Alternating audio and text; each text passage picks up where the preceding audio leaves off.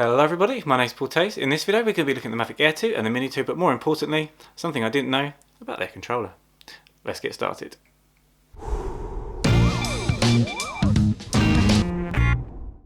Okay guys, so as I said in the intro, there's actually something really big about this remote for the Mavic Mini 2 and also the Mavic Air 2 that I did not know.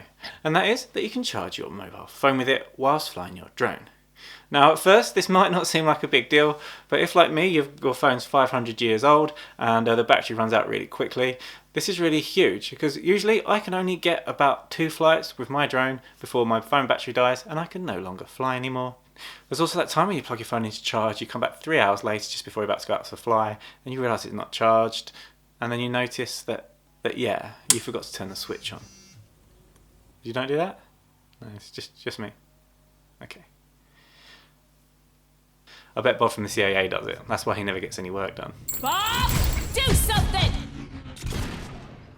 And if you know where that quote is from, drop a comment in the section down below. If you get it right, that will make my day.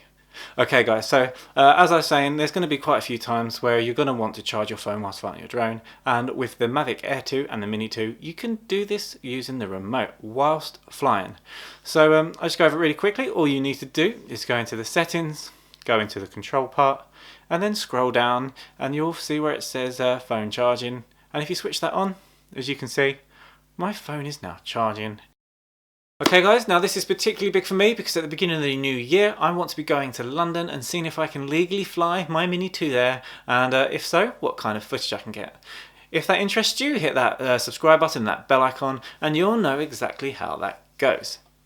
So just knowing I can go to London and use my phone for navigation to get around the underground and know exactly where I'm going, use the Fly app beforehand, run my battery down and still be able to fly my drone for an hour or so is going to be a really big deal for me, and it's quite an exciting prospect.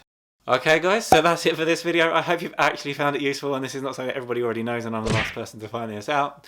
If you have found it helpful, hitting that like button is a huge help to me as a creator, and I hope to see you in the next one.